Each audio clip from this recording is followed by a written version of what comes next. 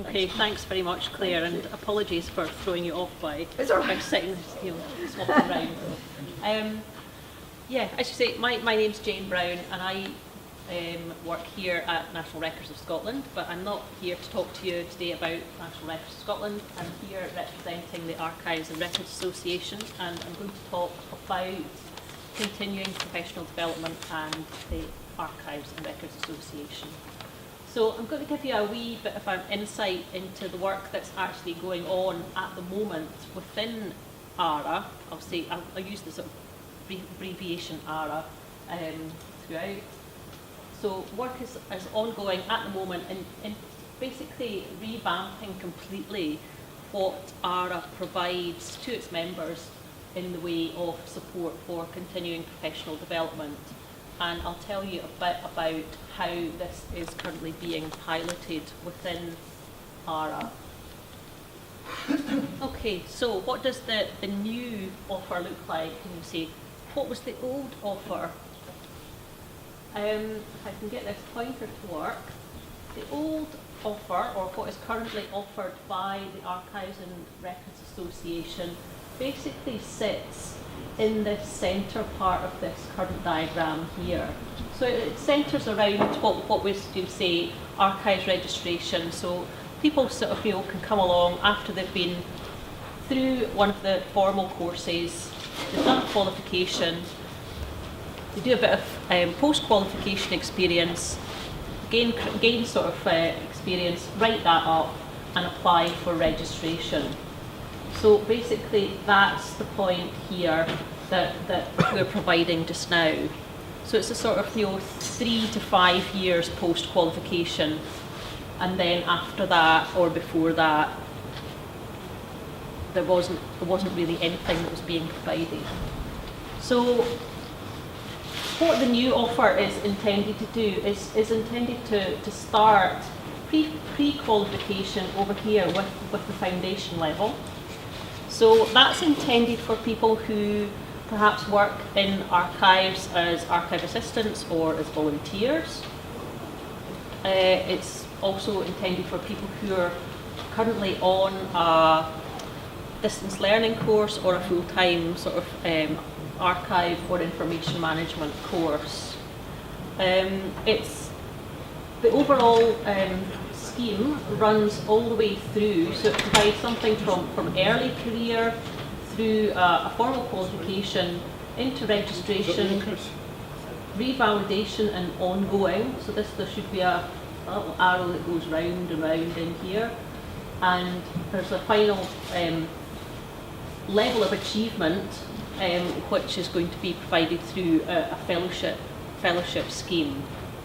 So now registration is designed to be something that's provided 5 to 10 years post-qualification, with the opportunity for sort of fairly senior level professionals to go into a fellowship application.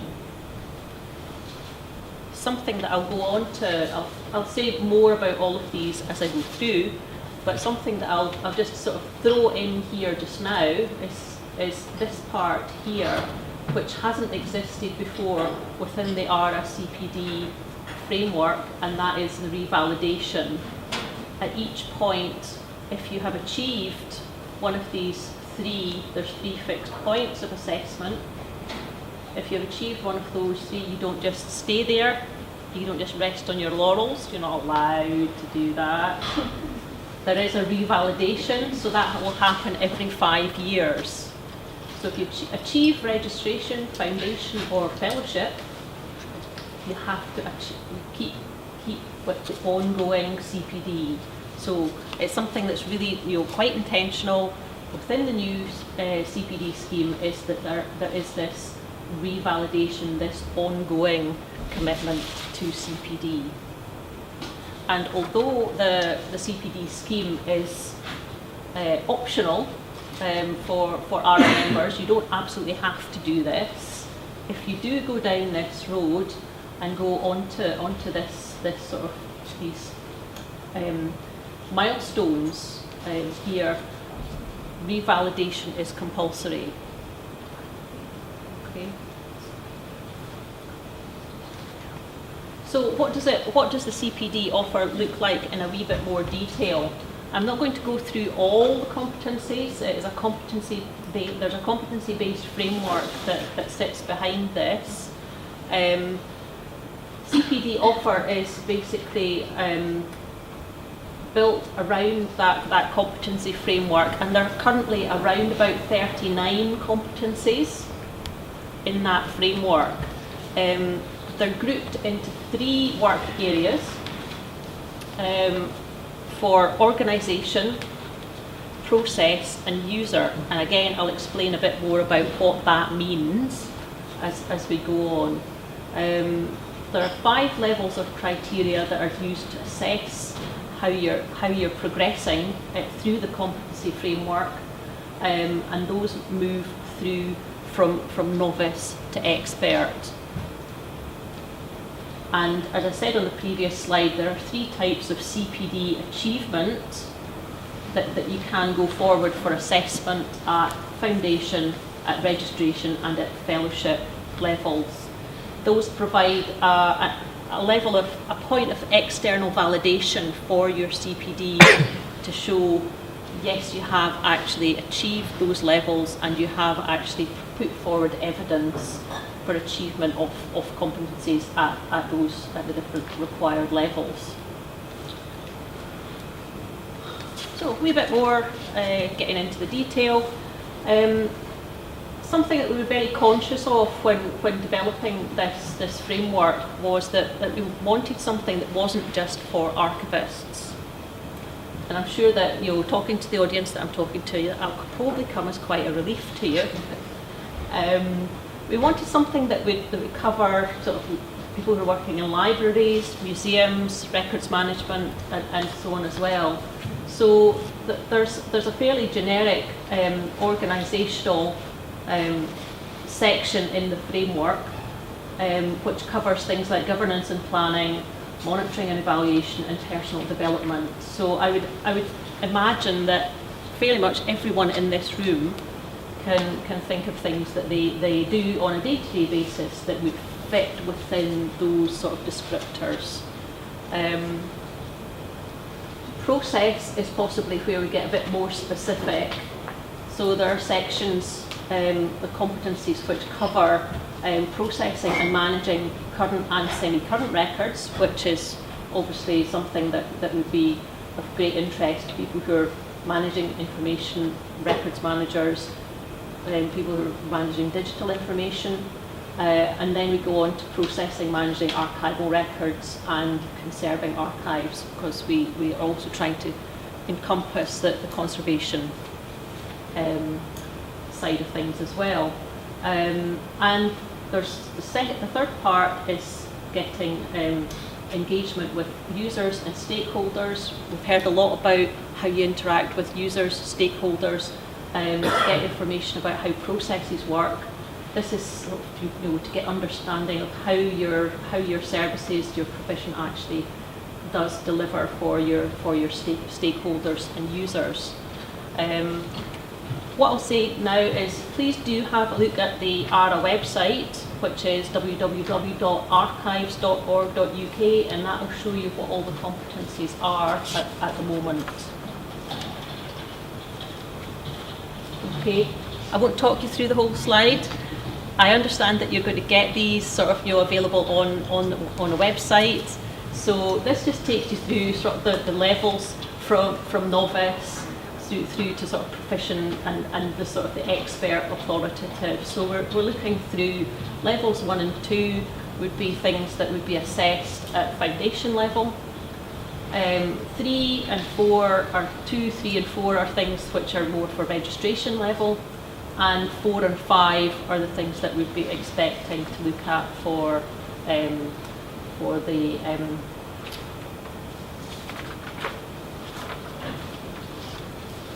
sorry, lost the place completely.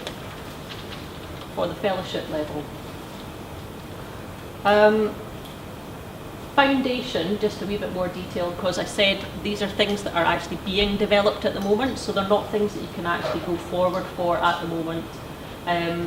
This will start in October 2018. As I said, levels 1 and 2 and you would be expected to pick out a number of competencies from throughout the framework. Again, say external validation, so there would need to be an assessor, and again we go for the revalidation after 5 years. Registration, again it starts in 2018 for new candidates on the scheme. We're going for levels 2 and 3 this time. You have to be about 5 years after your formal qualification, so think about the diagram that was right at the beginning. We're moving along through, so we've gone from foundation, qualification, registration. Probably got more competencies here, but the actual number is still being worked out. So we're saying 12 here. There might actually be 8. That's still being worked out through the pilot group. Again, we've got evidence and revalidation. And fellowship, we'll say, oh, why does that start 2019 rather than 2018? It's because if you want to go for fellowship, you basically have to be registered already. You have to be registered, and then you have to go through the process of revalidation. So even if you're registered already, you have to go through a revalidation process, and at that point you can go for fellowship. I'm being given a hurry along, so I will hurry through. Revalidation is something that has come as a bit of a surprise to some people. I'll say that as an understatement. And basically it's designed to sort of ensure that people are keeping up their professional development. They're not just sort of sitting back and saying, oh, I'm a registered member, I'm okay. But it is meant to be quite a light touch revalidation. It's not going to be a sort of a heavy commitment to doing that, and we would expect that you would be doing CPD anyway. I would point out that you are getting sort of, again we're getting external validation here, but this is the bit here. If you don't go through that process, you are actually going to be taken off the list of registered members or fellowship or foundation. Further information, I would say go to the ARA website or email the CPD group. If you've got any specific questions, I'll be happy to take questions just now and see if I can answer them. But if I can't answer them, by all means email cpd@archives.org.uk. Right. Okay. Thank you. Thanks so much, Jane.